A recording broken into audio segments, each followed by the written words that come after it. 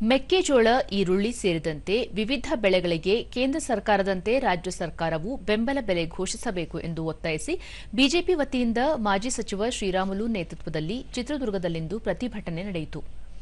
ಈ ವೇಳೆ ಶಾಸಕ ಎಂ. ಚಂದ್ರಪ್ಪ, ವಿಧಾನ ಪರಿಷತ್ ಸದಸ್ಯ ಕೆಎಸ್ ನವೀನ್, ಬಿಜೆಪಿ ಜಿಲ್ಲಾಧ್ಯಕ್ಷ ಕೆಟಿ ಕುಮಾರಸ್ವಾಮಿ ಮತ್ತಿತರರು ಉಪಸ್ಥಿತರಿದ್ದರು. ಬಿಜೆಪಿ ರೈತ ಮೋರ್ಚಾ ಕಾರ್ಯಕರ್ತರು ನಗರದ ಪ್ರಮುಖ ರಸ್ತೆಗಳಲ್ಲಿ ಮೆರವಣಿಗೆ ನಡೆಸಿದರು. ರಾಜ್ಯ ಸರ್ಕಾರ ರೈತ ವಿರೋಧಿ ನೀತಿ ಅನುಸರಿಸುತ್ತಿದೆ ಎಂದು ಘೋಷಣೆ ಕೂಗಿ ಪ್ರತಿಕೃತಿ ದಹನ ನಡೆಸಿದರು.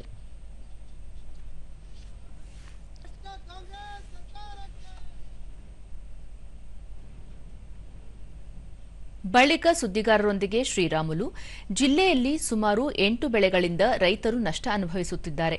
ಕಳಪೆ ಬಿತ್ತನೆ ಬೀಜದಿಂದ ಶೇಂಗಾ ಬೆಳೆಗಾರರು ಕಂಗಾಲಾಗಿದ್ದಾರೆ. ಈರುಳ್ಳಿ ಬೆಲೆ ಕುಸಿದು ಹಾಕಿದ ಬಂಡವಾಳವೂ ಕೈಗೆ ಸಿಕ್ಕಿಲ್ಲ. ಮೆಕ್ಕೆಜೋಳಕ್ಕೆ ಕೇಂದ್ರದಂತೆ ರಾಜ್ಯವು ಬೆಂಬಲ ಬೆಲೆ ಘೋಷಿಸಬೇಕು ಎಂದು ಒತ್ತಾಯಿಸಿದರು. ಈರುಳ್ಳಿಗೆಲ್ಲ ಒಂದು ಕಡೆ ಅವರಿಗೆ ಬೆಂಬಲ ಬೆಲೆಯನ್ನು ಕೊಡೋದ್ರ ಮೂಲಕ ರೈತರನ್ನ ಎಲ್ಲ ಒಂದು ಕಡೆ ಶಕ್ತಿವಂತರಾಗಿ ಮಾಡಬೇಕಾಗಿತ್ತು.